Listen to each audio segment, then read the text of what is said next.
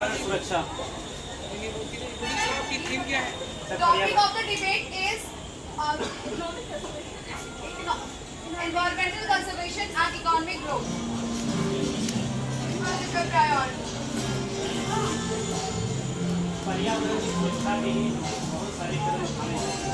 मैं शुरुआत करना चाहूँगा एक पुराने जोड़े से जल पावक गगन शरीरा पंच पे रचत शरीरा। यह जो पूरा इन्वायरमेंट है, हमारे शरीर में जितने भी तत्व हैं और पूरे इन्वायरमेंट है, हमें इसीलिए इन्वायरमेंट को बचाना, पर्यावरण को बचाना चाहिए। पर्यावरण में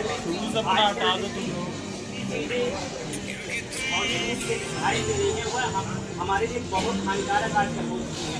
जैसे कि आपने हाथ में मोबाइल के रेडिएशन हो गए, ये जितने भी घटनाएं हो रही हैं पर्यावरण के अनुसार नहीं हो रहे हैं। आजकल बिना बताए बादल आ जा रहे हैं, बिना किसी सूचनाओं की सारी चीज़ें होती जा रही हैं। जैसे कि आजकल रेगिस्तान में बाढ़ आ जा रही है, लैंडस्लाइडिंग हो रही है। आज जब से लगभग से 2002 के बाद से जितने सूरत में ताप में बढ़ोतरी हुई होती जा रही है। आज जब से 2002 तब से बढ़ोतरी हुई है, उसके कभी घटा नहीं, कभी घटता ही नहीं। पर्यावरण को सुरक्षित होने के लिए हमें बहुत सारे कदम उठाने चाहिए। मेरा पक्ष है environmental conservation and economic growth में economic growth को प्रायोरिटी देना। आर्थिक विकास का मतलब केवल भौतिक विशेषताओं से नहीं है, केवल भौतिक समृद्धि से नहीं है। आर्थिक विकास का तात्पर्य सामाजिक, सांस्कृतिक, पर्यावरण और आर्थिक परिवर्तनशीलता से है।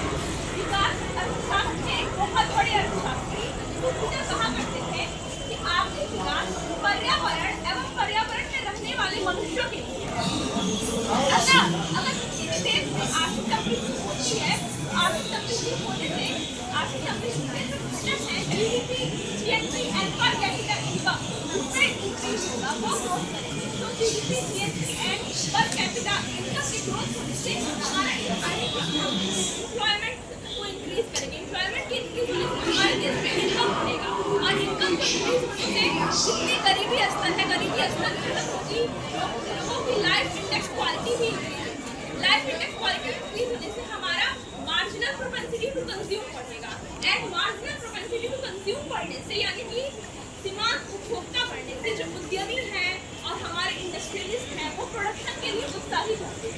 यदि वो प्रोडक्शन के लिए उत्साहित होते हैं तो जो बड़े बड़े निवेशक हैं, फॉरेन इन्वेस्टर्स हैं, वो हमारी प्रोडक्शन के लिए उत्साहता को देख करके वो हमारे देश में इन्वेस्ट करेंगे और इन्वेस्ट करने से हमारे देश में प्रोडक्शन और बढ़ेगा, प्रोडक्शन बढ़ेंगे और इंडस्ट्री हमारी इंक्रीज करेगी और प्रोडक्शन के बढ़ने से एम्प्लॉयमेंट और बढ़ेगा, लोगों के आय के साधन और बढ़ेंगे। आय के साधन बढ़ने से इनकम टैक्सेस एंड जीएसटी के द्वारा और टैरिफ टैक्सेस के द्वारा सरकार की रेवेन्यू बढ़ेगी। सरकार की रेवेन्यू बढ़ने से सर मेरा जो है प्रायोरिटी है इस टॉपिक को लेकर वो है पर्यावरण संरक्षण। जैसा कि इन्होंने बताया कि जो है इन्होंने इकोनॉमिक ग्रोथ की बात की, लेकिन हम इकोनॉमिक ग्रोथ किसके लिए? मनुष्य के लिए। मनुष्य कहाँ रहता है? पर्यावरण में रहता है। मनुष्य अगर आज जीवित है वो किस चीज से जीवित है? पर्यावरण द्वारा उपजाई गई चीजों को खाकर जीवित है। पर्यावरण में उपस्थित ऑक्सीजन को लेकर, सांस लेकर, हवा, पानी, जल सारी चीजों का उपभोग करके ही जीवित है। जब मनुष्य जीवित ही नहीं रहेगा तो वो आर्थिक विकास की बात कैसे कर सकता है? हाँ, इन्होंने बहुत अच्छा कहा कि जो है आर्थिक विकास जरूरी है और आर्थिक विकास के लिए लोग जो है पर्यावरण का बहुत ज्यादा दोहन करते हैं। हमने जो है 1992 के पृथ्वी सम्मेलन के बारे में भी जरूर सुना था। जब सम्मेलन हुआ तो सम्मेलन में पहले जो भी देश थे उन्होंने क्योटो प्रोटोकॉल लाए, जिसने कहा कि जो है जो देश विकसित और अविकसित देशों के बारे में बांटा कि जो विकसित देश है वो जो है ग्रीन हाउस गैसेस का जो है इमिशन जो है मतलब अब कम करेंगे और विकासशील देश धीरे धीरे कम करेंगे। पहले तो उन्होंने खूब ढेर सारा विकास अपने आप को विकसित कर लिया पर्यावरण का दोहन करके, लेकिन अब वो क्या कहते हैं कि जो है अब सबको सोचेंगे क्यों? इसका मतलब ये होता है कि हमें पर्यावरण की संरक्षण बहुत ज़रूरी है। इसके लिए हमें बहुत ज़्यादा कदम उठाना पड़ेगा। हमने सुना है कि जो है यह पूरा संसार युवाओं से चलता है।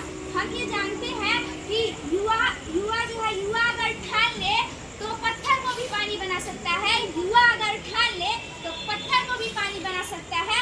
फिर पर्यावरण को हमारा सर जो टॉपिक है एनवायरमेंटल कंजर्वेशन और सर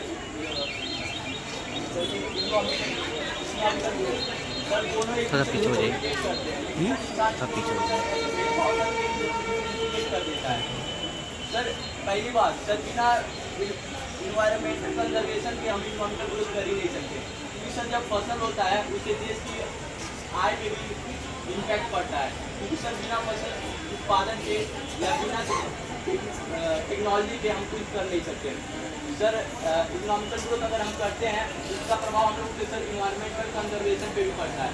अगर सर पहले हम लोग देखें, सर 1880 में जो डेथ रेशियो था भुखमरी से 1000 पे 509 था, और सर जो 1995 था डेथ रेशियो 1000 पे 82 था, और 2000 में 1000 पे डेथ रेशियो 71 और 2019 में जो डेथ रेशियो 1000 पे था वो 29 था।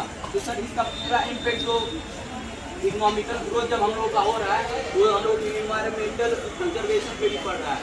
अगर सर हम लोग इन्वायरमेंटल कंजर्वेशन को एक साथ और इकोनॉमिकल ग्रोथ को एक साथ लेके चलते हैं तो सर एक ही राशि ठीक रख सकते हैं। और सर कोई भी देश हुआ, चाहे अमेरिका हो गया, सर चाहे जापान हो गया सर, और चाइना भी, चाइना पहले सर अपना इकोनॉमिकल ग्रोथ कर लेता है, परंतु उसने अपने पूरे प्लांट्स वगैरह को डिस्ट्रॉय कर दिया। बट चाइना ने अभी हाल ही में अपने हर बिल्डिंग्स पे कुछ ऐसे प्लांट्स वगैरह का हाइब्रिड तैयार किया है जिससे वो बिल्डिंग्स पे उगा सके और हाई ऑक्सीजन की मात्रा बढ़ा सके। और सर इन्वायरमेंटल कंजर्वेशन अगर होता है तो सर पर्यावरण में ऑक्सीजन की मात्रा बढ़ेगी, और सर जिससे जो मरीजों की संख्या है वो भी घटेगी, और सर जब डेथ रेशियो कम होगा और सर